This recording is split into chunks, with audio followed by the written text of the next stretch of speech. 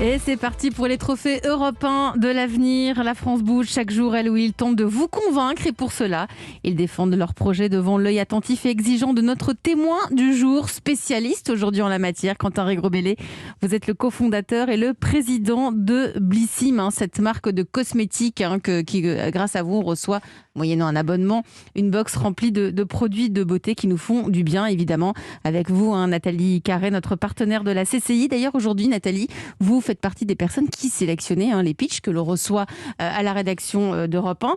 Le pitch du jour, c'est une brosse particulière. Brosse à cheveux particulière, nouvelle génération qui fait du bien à nos cheveux. Un projet qui a été lancé fin novembre. Bonjour Fleur Desrobert. Bonjour. Vous avez 41 ans, vous êtes la cofondatrice donc de La Bonne Brosse. J'aime bien le titre en plus.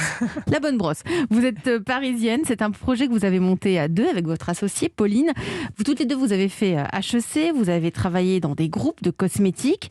Vous avez pensé au cuir chevelu, vous vous êtes dit il y a un truc à faire là-dedans. Donc La Bonne Brosse, c'est quoi ? Vous allez tout nous raconter. C'est parti pour le pitch, vous avez 1 minute. Tout d'abord, merci de me recevoir. L'aventure de La Bonne Brosse, elle est née d'un problème personnel. Moi, j'ai eu des vrais problèmes de cheveux il y a 5 ans. J'ai tout essayé. Je suis une beauty addict. Rien ne marchait. Je suis tombée sur une spécialiste du cheveu qui m'a dit « Mais est-ce que tu les brosses avec une bonne brosse ?» Alors moi, comme 95% des femmes, j'ai une brosse à cheveux chez moi que j'utilise tous les jours. Et comme dans 95% des cas, elle est fabriquée en Asie. Pas terrible, pas très belle et pas très efficace. Donc on a eu cette idée avec Pauline de dire « Mais pourquoi on ne fabriquerait pas la bonne brosse ?» La meilleure des brosses à cheveux made in France. Le brossage, ça reste quand même le geste le plus durable et le plus efficace pour la santé du cuir chevelu et la beauté des cheveux. Pourquoi ? Il y a 2 bienfaits avec le brossage. Le premier, c'est que vous allez, avec l'action mécanique du brossage, stimuler votre cuir chevelu. Ça vient nourrir le bulbe du cheveu, ça fait un cheveu qui est plus fort, qui est plus sain et qui regagne en densité là où il pouvait en perdre, ce qui est un problème qui affecte beaucoup de femmes et beaucoup d'hommes aussi. Le deuxième super effet du brossage, c'est que ça va venir chercher le sébum qui est naturellement présent sur le cuir chevelu. On connaît tout l'effet un peu racine grasse, je crois qu'on le connaît. Et ça va le répartir sur toute la fibre. Ça fait un cheveu qui est plus brillant, qui est mieux gainé. Les écailles sont resserrées. Je finis juste une seconde. Et ça fait du coup un cheveu qui est aussi plus propre. Parce que plus on le brosse et moins on le lave, ce qui fait du bien pour tout le monde. Donc La Bonne Brosse avec des cheveux plus propres. Merci à vous d'avoir fait ce bon pitch, ce pitch de La Bonne Brosse. Je me tourne vers vous, Nathalie Carré, donc en charge de l'entrepreneuriat à la Chambre de commerce et d'industrie. Vous avez étudié le projet La Bonne Brosse. Quelles sont les forces et les points à améliorer ? Déjà, bravo pour la marque. La Bonne Brosse, c'est simple, mais du coup, c'est super pratique pour les moteurs de recherche. Vous avez un outil de diagnostic, parce que vous avez plusieurs brosses, pour nous aider à choisir la bonne brosse, justement, ça c'est pratique. Et bravo pour le design, qui est quand même très différent. Elles sont belles. Elles sont jolies. Et c'est vrai qu'on peut les laisser à la salle de bain, ça nous change un peu. Et puis, vous avez beaucoup de conseils sur votre site. Donc, ce matin, j'ai fait mes 100.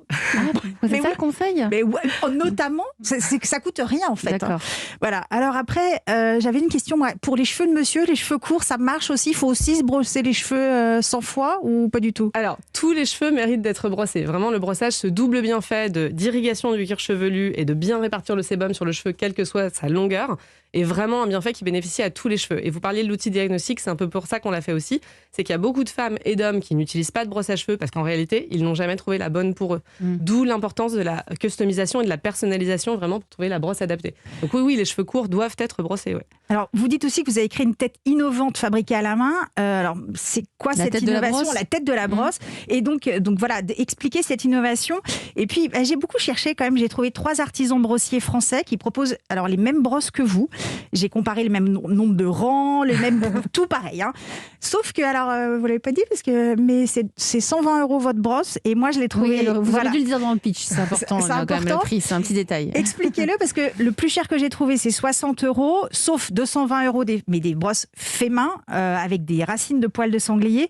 Donc, peut-être il faut expliquer un peu plus le prix. C'est un peu cher, 120 €, c'est pas mal, donc il faut l'expliquer. Et puis, pour terminer, vous vous positionnez sur le haut de gamme, allez-y franchement, avec la personnalisation de la brosse. Faites-en un cadeau qu'on offre aux jeunes filles de 18 ans, qu'on garde à vie, numérotez vos brosses, ajoutez un certificat d'authenticité. C'est bien ça, c'est une bonne idée. Mais oui, proposez un service d'entretien si on perd des poils, et alors la bonne brosse deviendra la bonne brosse à cheveux de notre vie. Génial, c'est des très bons commentaires. Donc, sur le prix, c'est vrai que ça peut paraître cher d'abord, 120 €. C'est un objet qui est très intime, qu'on va toucher tous les jours et qu'on va garder très longtemps. Donc en réalité, une brosse à cheveux, ça ne se change pas tous les ans, ça se garde. Nous, on dit ça se garde toute une vie, mais on va dire ça se garde à minima 10 ans. Donc c'est un investissement. Nous, on avait à cœur de faire un objet fabriqué en France dans des très beaux matériaux. Il est fabriqué où ? Il est fabriqué, donc la matière vient du Jura. On est allé chercher le dernier producteur français d'acétate de cellulose, qui est une matière qui n'est pas issue de la pétrochimie. C'était important pour nous de ne pas faire une brosse en plastique ou une brosse en bois qui, dans 99% des cas, sont vernis avec des vernis qui sont chimiques. Donc cette très belle matière, il y a un producteur en France qu'on est allé rechercher. On est effectivement allé chercher un empoileur traditionnel, vous disiez qu'il y en avait 3, nous on a trouvé un, et on l'a vraiment challengé pendant 1 an sur sa recherche et développement. Parce qu'on a l'impression que c'est les mêmes brosses et c'est pas les mêmes brosses. Nous on a vraiment sélectionné le caoutchouc il faut le raconter. Il faut le raconter. Bien sûr, non mais c'est vrai. Nous on a vraiment sélectionné la souplesse du caoutchouc, la souplesse des fibres de nylon, la sélection du poil est ultra importante. On a voulu aussi nous assurer que la filière de poil qu'on utilisait était la filière la plus responsable possible. Donc c'est des petites choses qui font la différence. C'est comme entre un vin classique et un grand vin. Nous, aujourd'hui, on a un vrai produit de luxe. Et enfin, je finis sur le prix. On peut penser que 120 € c'est cher, mais c'est un investissement pour ses cheveux d'un objet que vous allez garder longtemps. Plus les brosser, c'est moins les laver. Donc vous allez aussi vous épargner tous ces masques qu'on stocke sur la baignoire et dont on ne se sert jamais. Quentin Regrobellet, vous êtes le cofondateur et le président de Blissim. Votre regard sur cette bonne brosse ? J'ai déjà trouvé le pitch génial. Ça me donne très envie d'en acheter. Et je trouve que en tant que consommateur, souvent on réfléchit d'abord en tant que consommateur. Je les trouve magnifiques aussi. Donc si moi j'ai envie de les acheter, je pense que aussi notre communauté chez Blissim aura envie de les acheter. Donc c'est un produit qu'on pourrait tout à fait retrouver sur blissim.fr. Bien sûr, je suis tout à fait d'accord avec le constat de dire que... Mais pas dans la box.